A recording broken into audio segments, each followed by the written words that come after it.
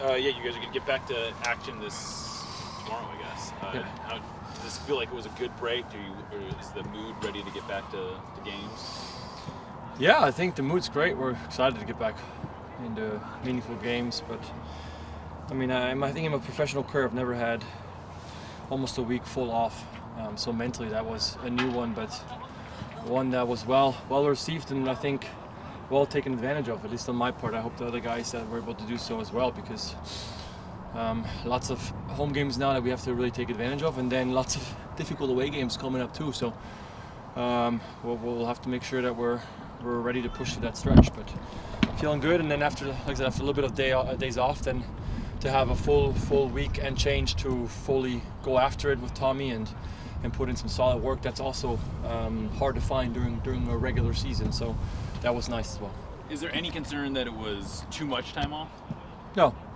Yeah, you always make it what you want to make it, and you can argue that games are coming too quick, or you can say we're happy because we can get back into games right away. You can argue that we don't play enough games, or that we're taking advantage of the rest we have. I mean, it's some people like to focus on negatives. I think I like to see whatever it is, try to make the best out of it, to get the positives out. So again, I think really get the mental break and get every little bit out of it that you can, because there's grueling spells ahead, and we'll need all the physical and mental capacity for it. Every match is special, but just the rivalry match is a little fun. How much are you looking forward to Vancouver tomorrow? Yeah, I mean, I think they've improved. Defensively, they've improved over the past, say, about a year. And then the other thing too, right now, I think they're feeling pretty hot. They're confident. I think they've won the last 3 out of last 4, last 5, something like that. So they're confident, and they have players that are capable they have skill. And then the thing is, I sense that they're buying in as a team on how to defend as a team, and how the work rate level it needs to be at. And that's what's making them find success at times very late in the game. And we know ourselves what kind of effect that can have on you mentally, because you're rewarding yourself for working hard until the 95th minute plus, and the reward comes there. Well, then you're going to buy in, because you're seeing actual results out of that hard work turn into points and results. So it's going to be a fight, but excited to get back on the field at home in front of our fans and against the rival. How do you kind of bracket out what needs to be accomplished right now as far as qualifying for playoffs, getting good seeding? Do you bracket off this next stretch of or the final stretch of the season? Well, there's a little bit more of I think there's a couple of more international breaks, or there's that All-Star semi-break in there, so you can kind of chunk it off like that if you'd want. But for me, it's simple as we have 5 games at home. We took care of the first one. 4 big ones now at home, where if we truly want to make a push towards better position for the playoffs, then it needs to happen at home first and foremost. So we need to, I'm not saying we need to get every single point that's on the table, but we need to look like we deserve every point. So again, soccer is sometimes it's how it goes.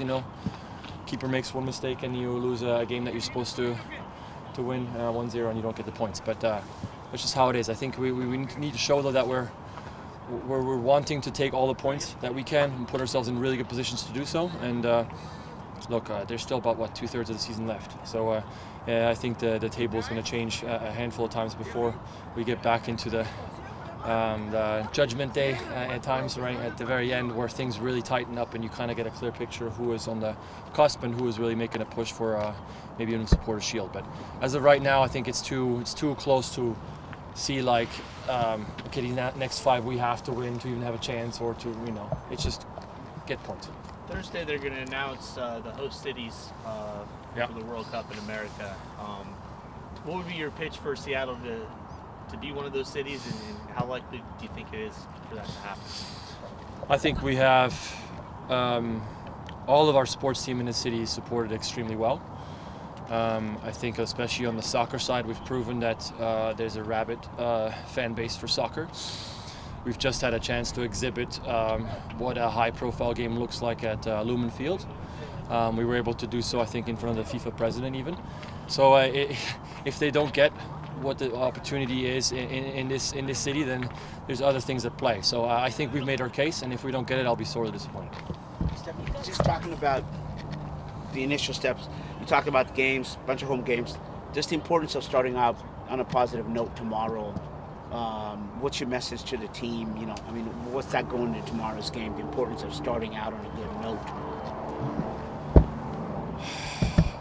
It's always important that you work hard during these breaks. That when you step in and you can have a good spell from the very beginning, you kind of prove yourself that you worked really hard. If that makes any sense. So I think we worked hard. We got something out of it mentally by taking a break, but the days out here in the training field were hard work, and the guys were willing to put it in. So now it's a matter of really displaying that hard work and almost, we talk about rewarding our hard work. And the way you reward your hard work that you put in on a daily out here is by adding one more performance onto it, one showcase of all that hard work, and reaping the rewards by collecting the points. So I think we're all excited. We understand that it's a difficult opponent, but it's also, I think, an opponent that if we can dominate them, that they're a little unsure of where this game could go. So we want to set the pace early on and really make a statement for ourselves, but also for the opponent. Your back line has interchangeable pieces. Just what are you seeing from a positive note of the whole back line there? I see very good consistency, considering that we've had changes. We've had guys leave with international absence, with injuries. We've had to slot people around. I think Kellen's making a really good case of being the new Brad Evans, slotting in every single position and doing so exceptionally well. So, but the proof in being able to do those is whether you can find consistency and especially in the back find confidence, even when you have to move pieces around. And so I think for the most part I feel very confident with the guys that we have, even when we've had to move things around, and that's a very good sign. You mentioned Last couple for Steph. You mentioned him a lot, Steph, Coach Dutra, but outside the Sounders organization, people may not know the name. What has he meant to you in your game through the years? Everything. I think him and Ziggy were the ones that really pushed to get me here to Seattle, even maybe in a time where some people thought that I wasn't going to come back from my injury, but they always believed in me, gave me a chance, even when I was here and I was searching for my own confidence. So that first and foremost, the mental side that they gave me, to the room and space and the confidence to grow and believe in my own ability again. And then just, again, you guys only see the 1/6, 1/7 of our work, and probably even less, because the majority happens here. And so for us to be able to, keepers to come out here on a daily basis and really just have to follow someone's lead and not have to, I think I'm internally very motivated. But when you have someone who pushes so hard, and it's very admirable, and it's something you want to match. You want to follow that, and it's his love for goalkeeping. It's his hunger to always get better himself. In the off season, he's the first one to go on and play into Germany to watch teams in the Bundesliga and in La Liga, how they train, and to see if he can maybe implement some new things for us. And so I appreciate every ounce of that, because ultimately, again, it's the love for the goalkeeping that we all share. And so to be on that journey together and also get rewarded together with trophies is phenomenal. With that break, you guys almost practically played like a whole season in a sense. Did you feel like that once you did get that week off with the break? Like the break we just had? Yeah. I mean, yeah. I think, again, it sounds really silly, but you kind of, we always talk about the body and how the body needs rest physically, but mentally, especially with CONCACAF thrown in there, and the highs and lows and switching over back and forth, and then winning a trophy, arguably the biggest you could argue it's the biggest trophy that an MLS team can win in a year. Doing so in the middle of the season, to be in such a high, but then to have to reshuffle and be like, well, you still have 2/3 of the season left. It's mentally, that's exceptionally draining. So I think that with the physical drain, the last 3-4 games was a toll. So the 4 or 5 days of painting and being with family was well needed. But I feel very refreshed, and it came at a perfect time for us, I think, for me, speaking for myself, and ready to go now.